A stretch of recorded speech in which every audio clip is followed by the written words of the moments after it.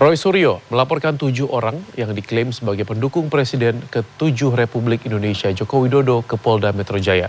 Laporan ini terkait dugaan fitnah dan pencemaran nama baik yang menyerang kehormatan dan harkat martabat Roy Suryo.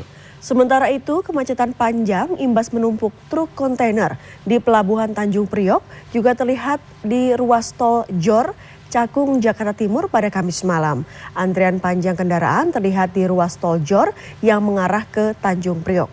Selengkapnya kami rangkum dalam Metropolitan.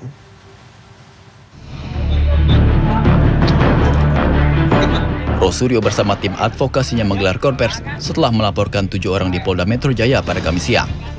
Roy Suryo menjelaskan 7 orang yang dilaporkan terbagi dalam 2 klaser. Klaser pertama terkait tuduhan bahwa ijazah Roy Suryo palsu. Klaser kedua terkait tuduhan keterlibatan Roy Suryo dalam kasus korupsi proyek Hambalang. Jadi kenapa kita melaporkan pasal 433 ayat 2 dan 434 ayat 1 di KUHP yang baru? Karena itu yang terkait langsung dengan peristiwa yang saya alami. Dan dengan enaknya, para pendukung Joko Widodo... Polda Metro Jaya telah menerima laporan dan menaikkannya ke tahap penyelidikan.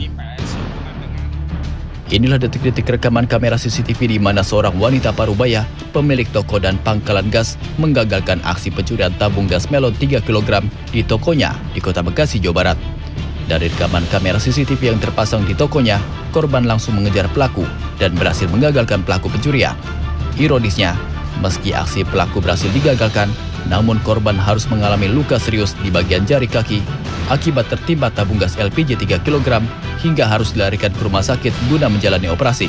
Pasca kejadian dan berbekal rekaman CCTV, korban melaporkan kasus pencurian ini ke Mapolsek Bantar Gebang dan berharap pelaku segera ditangkap.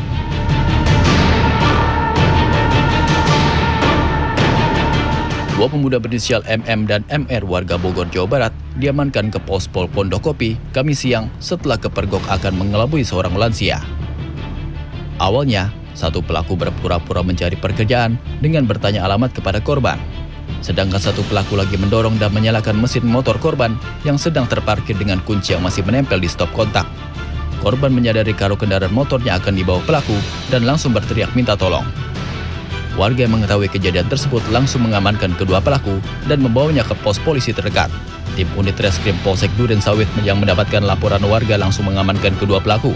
Kedua pelaku bersama barang bukti dibawa ke Polsek Durensawit, Jakarta Timur untuk menjalani pemeriksaan lebih lanjut.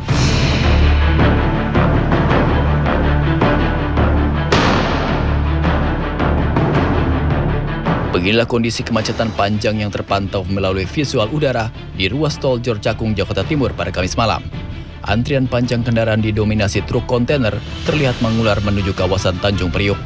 Tak hanya di ruas tol, kemacetan panjang juga terpantau di jalan arteri Cakung Cilincing yang mengarah ke Tanjung Priok. Kemacetan panjang ini terjadi diduga akibat penumpukan truk kontainer karena aktivitas ekspor impor di Pelabuhan Tanjung Priok. Kondisi kemacetan panjang ini diperkirakan akan terus terjadi hingga dini hari nanti. Tim Liputan CNN Indonesia.